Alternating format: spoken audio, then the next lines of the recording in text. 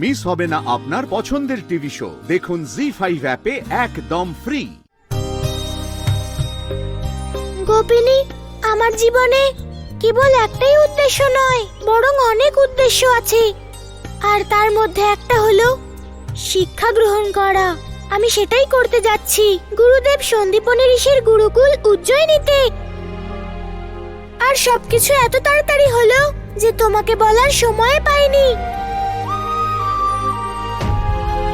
গোপিনী, আমি জানতাম আমি চলে গেলে তুমি দুঃখ পাবে, আর তাই আমি চাইনি যে তোমাকে আমি জানাই আর তুমি দুঃখ পাও। এবার আমাকে যেতে হবে। গোয়ালা, আমার কালো গাভীর মাখন না খেয়ে তুমি মাখন এনেছো?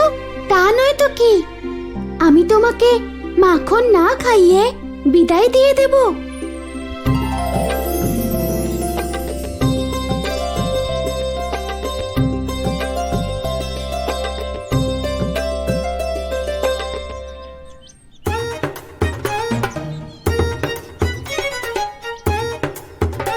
কানাই, তুই এইভাবে হতাশ হয়ে বসে আমার জন্য অপেক্ষা করছিলি? হ্যাঁ দাদা, আমার তো খিদে পেয়েছে।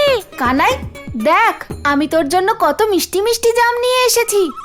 দাদা, আমাদের ঋষি সন্দীপনীর আশ্রমে যেতেও তো দেরি হয়ে যাচ্ছে, তাই আমরা এটা পথে যেতে যেতে খাবো। চলো দাদা।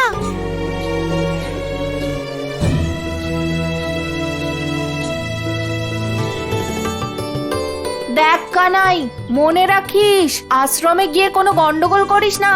ওখানে গিয়ে তোকে আমার সব কথা শুনতে হবে, কারণ কাকা আর কাকি তোর দায়িত্ব আমার উপর দিয়েছে।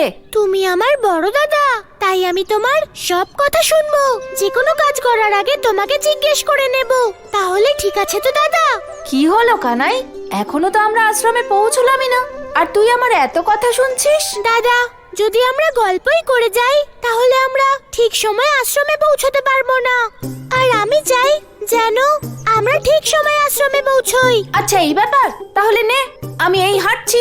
বলরাম, হাঁটতে থাক, পরে আবার বলিস না যেন তুই পিছিয়ে পড়েছিস।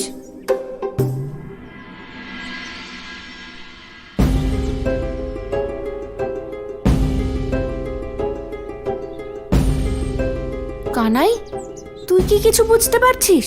আবার কি হলো দাদা? কানাই, এই পথ তো পূর্ব দিকে যাচ্ছে। দাদা, যদি তুমি বিশ্রাম করতে চাও তাহলে করো, কিন্তু এসব অজুহাত দিও না। কানাই, তোর তো কোনো কথাই মনে থাকে না দেখছি। আমরা এর আগের বার যখন সন্দীপনী ঋষির আশ্রমে যাচ্ছিলাম তখনই ভালো করে দেখেছিলাম যেই অশ্বত্থ গাছের সামনেই দুটো পথ ছিল, একটা পূর্ব দিকে আর একটা পথ পশ্চিম দিকে। পূর্ব দিকের পথ মথুরার দিকে যায় আর পশ্চিম দিকের পথ উজ্জয়িনী। কিন্তু এখানে তো কেবল একটাই পথ, সেটাও আবার পূর্ব দিকে, অর্থাৎ আমরা মথুরায় যাচ্ছি। দাদা, তোমার দিক নির্ণয়ের ওপর আমার যথেষ্ট বিশ্বাস আছে, কিন্তু এটা কি করে সম্ভব যে পথই শেষ হয়ে গেছে? জি5 ডাউনলোড করুন আর সব এপিসোড দেখুন একদম ফ্রি।